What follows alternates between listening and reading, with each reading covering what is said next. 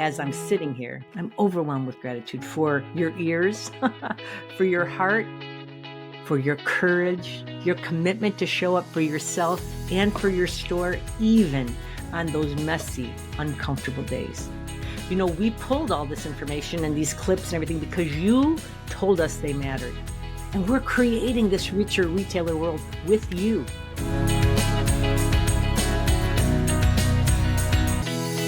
Hello there, richer retailers. I'm Kathy Donovan Wagner, and I am so pleased and proud to welcome you to our very special Best of Year One celebration episode. Like, cannot believe that we're here already. When we started this podcast a year ago, it was truly from my heart. It was messy moments and big laughs and real talks and some tears for sure. And all the behind the scenes chaos of running a retail business and a life. Both things, right? I felt like I had made so many mistakes in my stores and my life, and I wanted to save you some of the trouble. I wanted you to achieve success faster and easier than I did, right? And somehow you showed up. Thank you. Thank you so much from my heart. You listened.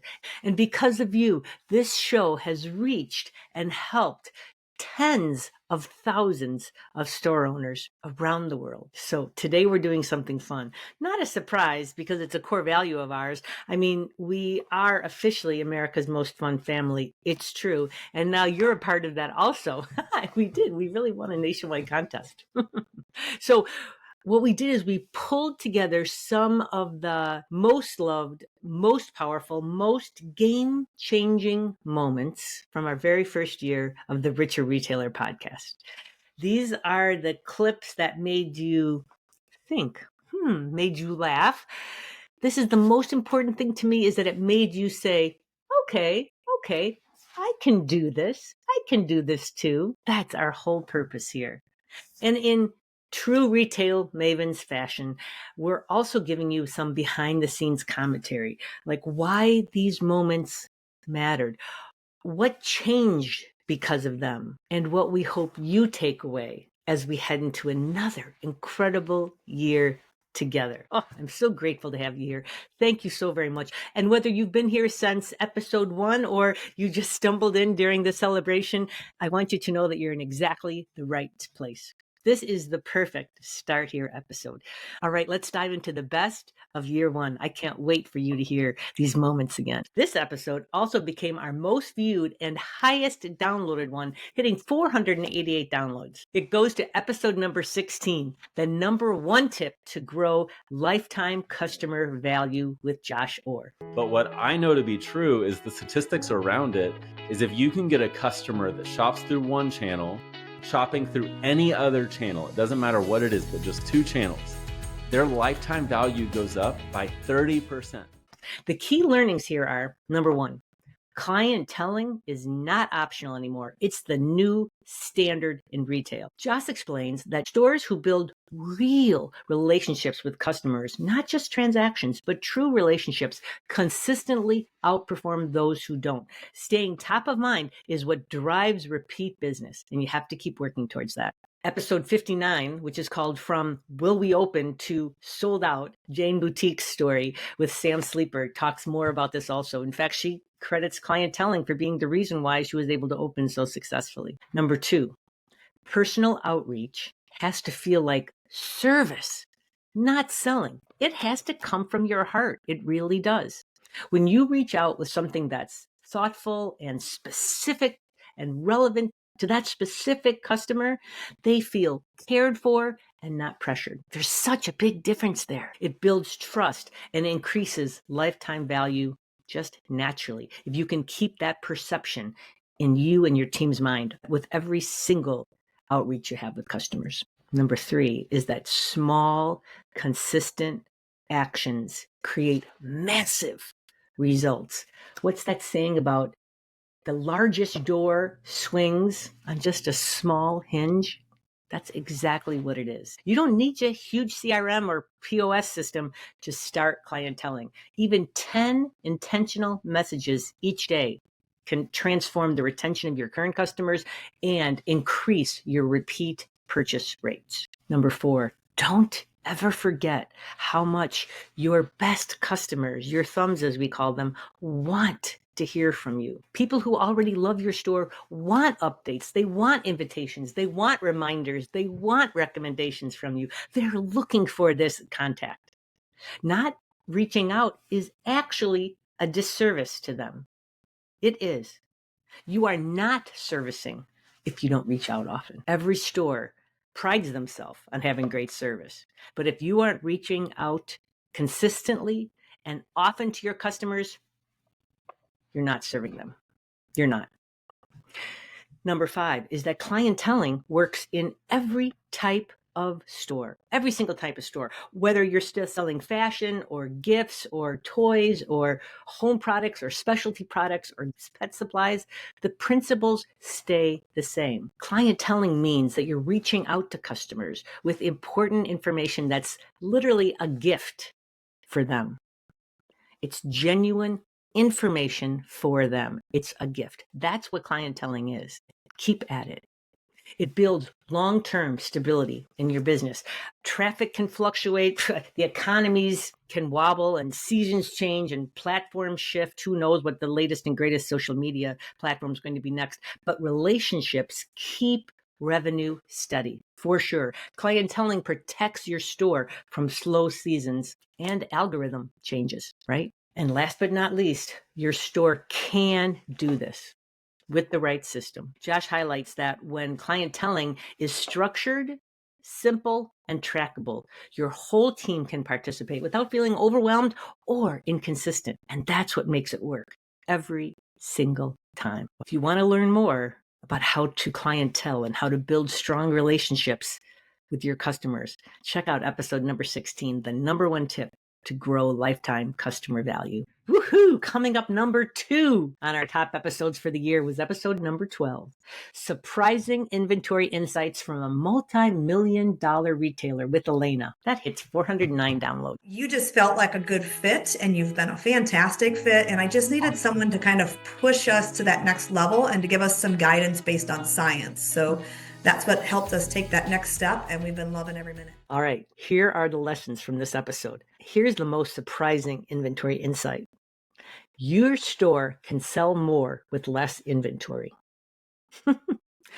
At first, you just don't see that coming. You just don't. I know I did not. But they doubled their space, their square footage, and they kept their inventory pretty tight. In fact, decreased it a little bit. And they were able to have then fewer, better told product stories. So customers stayed longer and their sales rose 12%. You see, lower inventory does not mean lower sales when you buy smarter. When you use a science-based buying strategy, an open to buy, that's what we do with all of our clients. It's what helped me turn it all around for my store too. It helped Poopsies reduce their inventory by 8% while increasing their sales by 12%.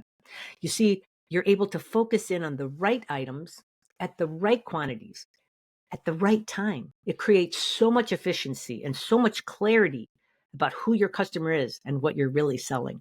What we know for sure is that the paradox of choice is real. We have so many decisions to make every single day. It's exhausting. And what we found is that if you have too many choices, you overwhelm your customers and hurt sales. They found this to be true with these mugs that they carried.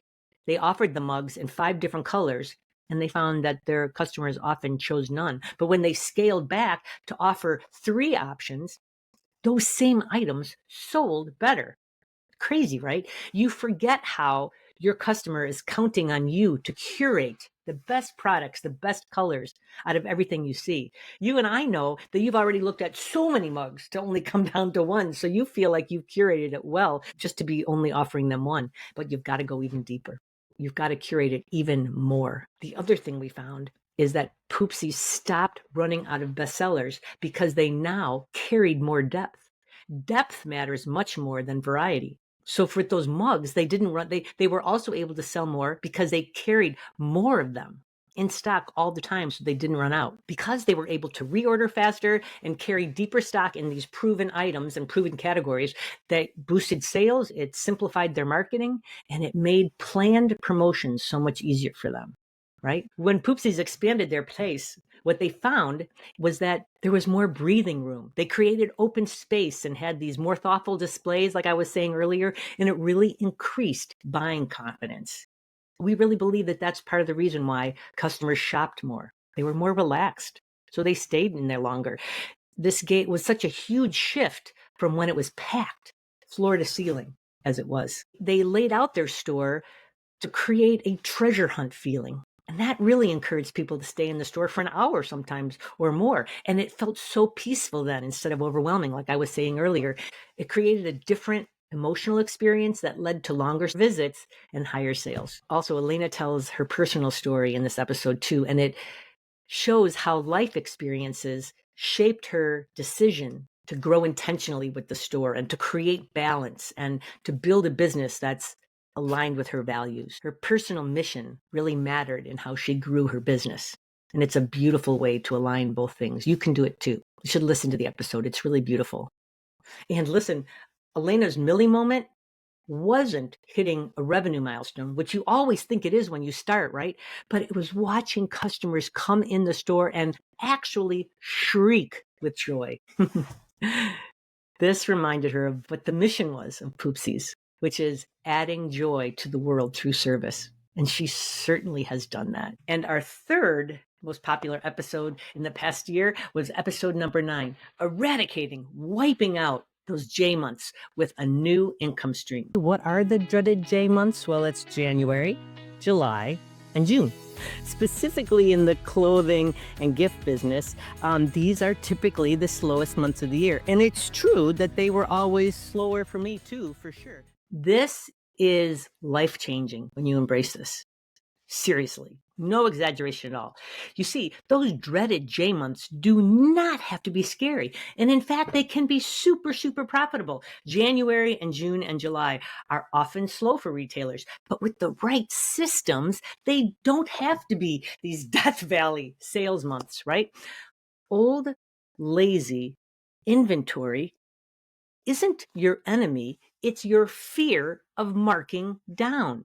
That's what it is. The angel and devil mindset shift. When you recognize that the angel, the good thing, is marking down, and that the devil is this old lazy inventory. That's the way you have to look at it. So when you make that mindset shift, it shows you that holding on to that old dead stock, that lazy inventory, it crushes, kills, smothers your cash flow. It does. Letting go of it strategically is freedom. It makes all the difference in the world. Markdowns are essential for a healthy and profitable business. Both in this episode and episode number 8 stress that markdowns aren't failure. They are a key, critical tool in your inventory strategy.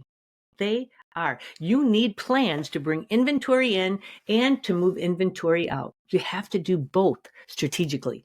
Plus, you're ignoring a whole customer segment, your pinkies. In our Retail Mavens world, what we talk about is how 2 out of 10 customers, your thumbs, they're 2 out of your 10 digits on your hands, they represent 80% of your sales. And your pinkies are your sale-loving, treasure-hunting customers that we used to always call our sale customers and have disdain for them, but they create a whole new income stream when they're treated intentionally. Segmenting customers is a superpower. Tailoring merchandising and messaging and marketing for thumbs versus pinkies makes people feel like, oh, this is for me. What I see happen all the time is that when you think about segmenting your customers, you start thinking about you have to do it by brands and items in your store. And listen, just start by doing it by thumbs versus pinkies. Listen, don't get overwhelmed by all that. Just start by talking about your thumbs versus your pinkies. That's all you have to do.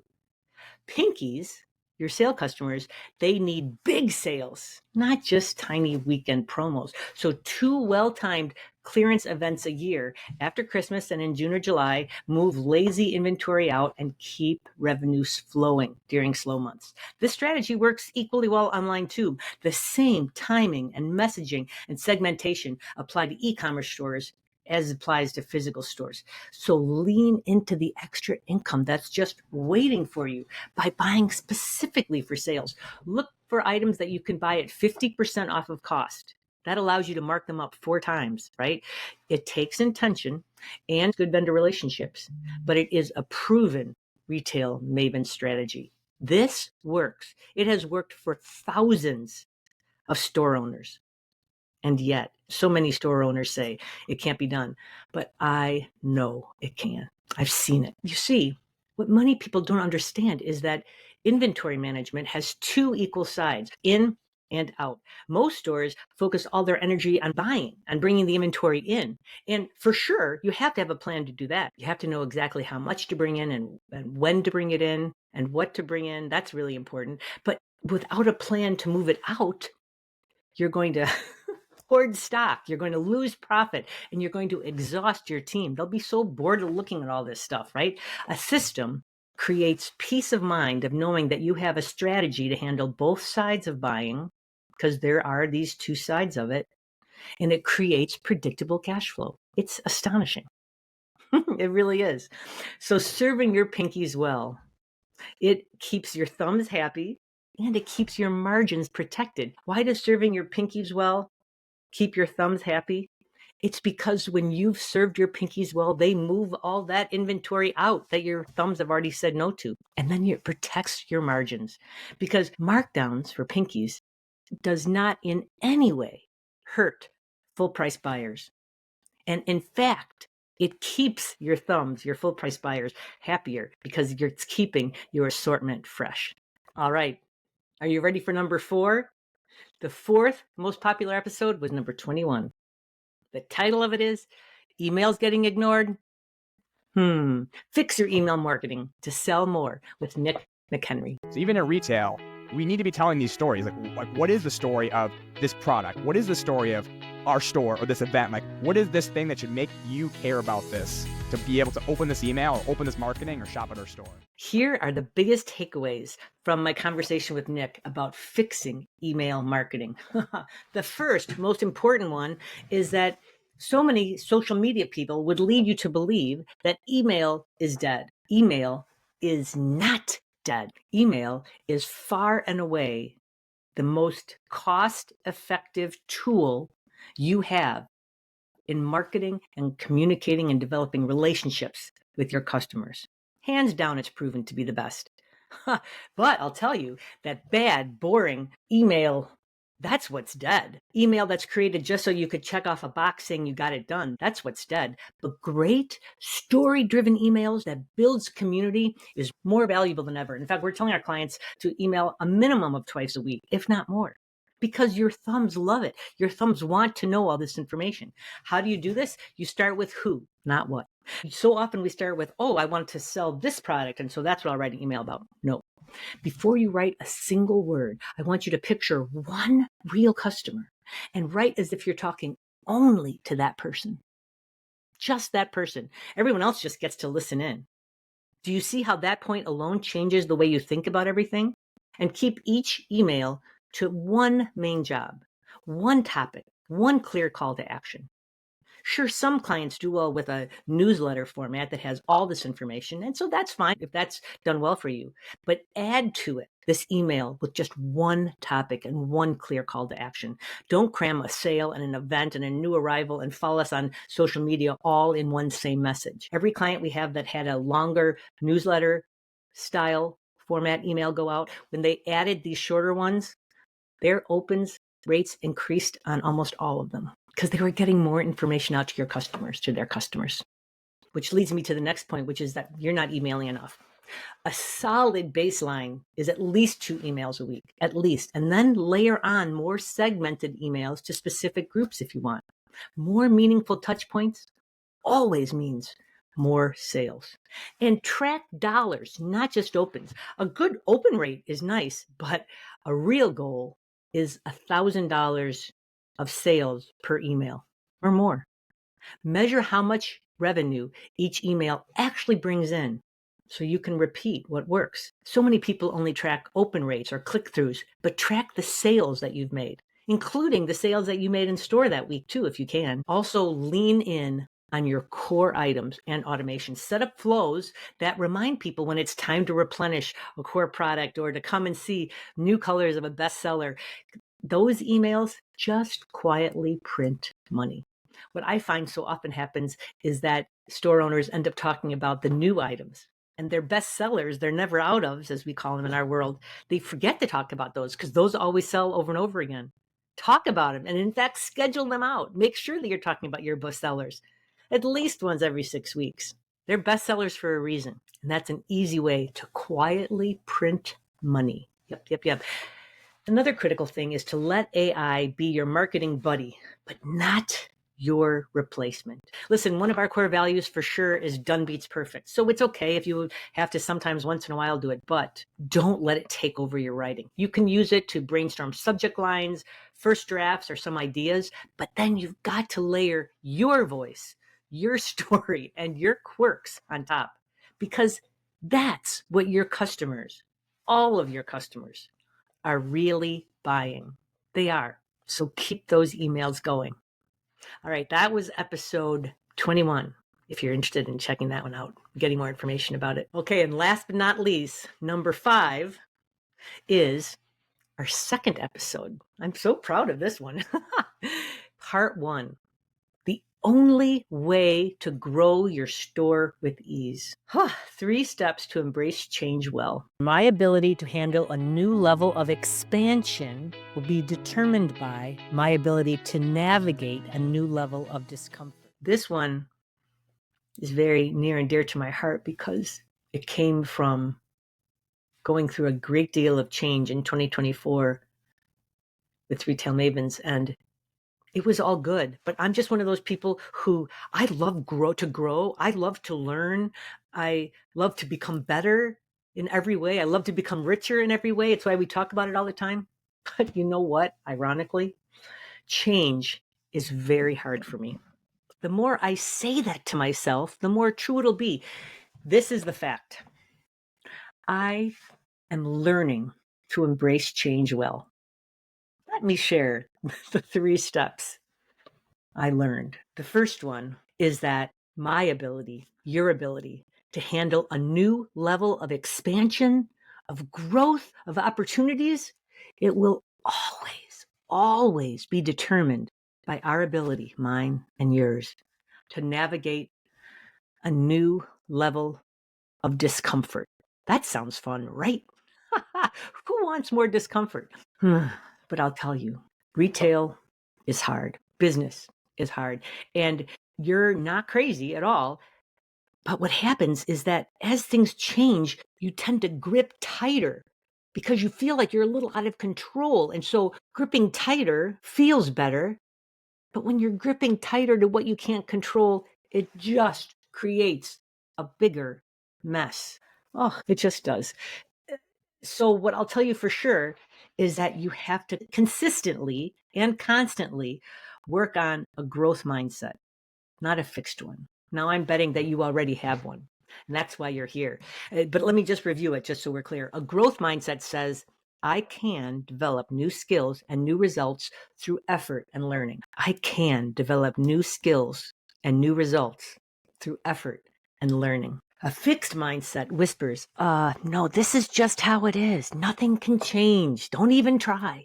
And I'll tell you, I used to think in my head that it was very black and white, that you either had a growth mindset or a fixed mindset. And so I would be so mad when I saw myself acting as if I believed that nothing can change. But now what I know is that really I just ebb and flow through it, that we're not static, that we are indeed always changing.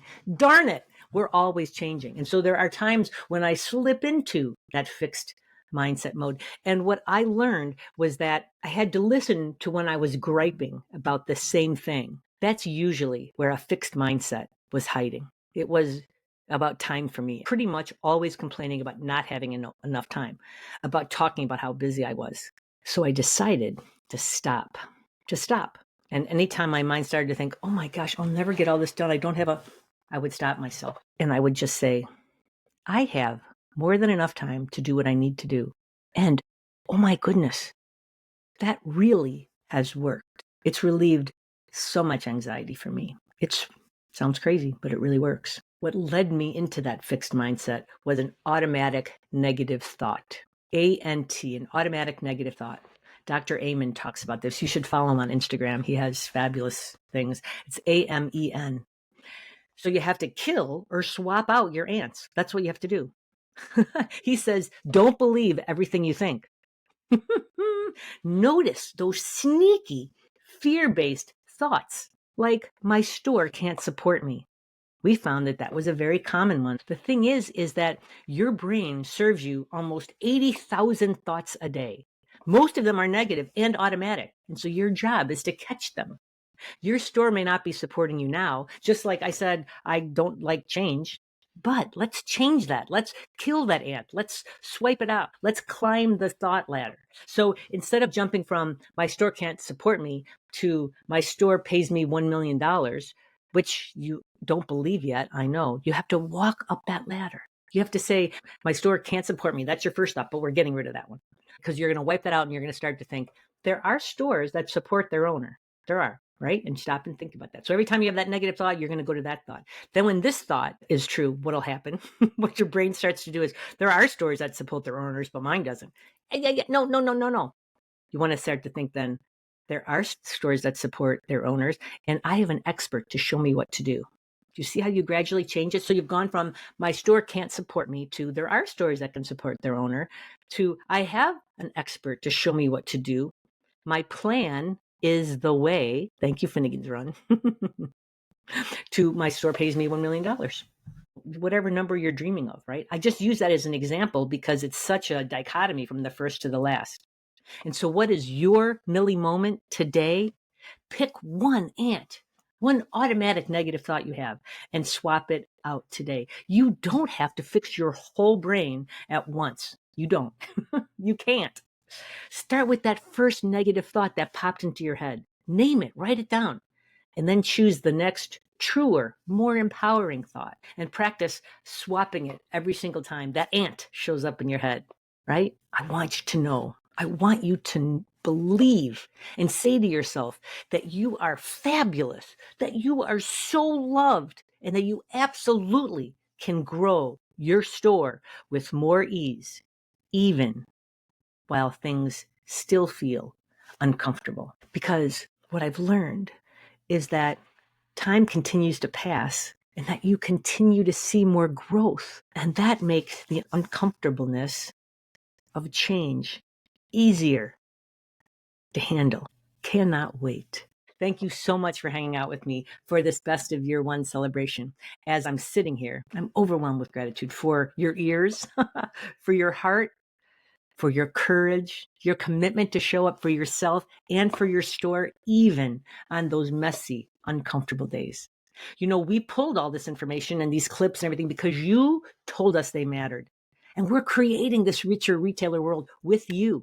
So keep telling us. You told us by your downloads, by your DMs, by your aha moments, and the changes that you told us you made in your business. From fixing your email so they actually sell, to learning how to embrace change with more ease and less panic. These aren't just podcast episodes. They're proof that you are growing into the richer retailer that you are meant to be, the best version of yourself. If you heard something today that lit a fire in you, here's what I'd love you to do next. Number one, go back and listen to the full episode that we featured today. Take notes, pause, implement one thing. What I promise you, I guarantee that you are in a different space now. You have grown since the first time you've heard it. So go back and listen to it again. Because what'll happen is that you'll pick up something different than what you picked up before. I know that for sure.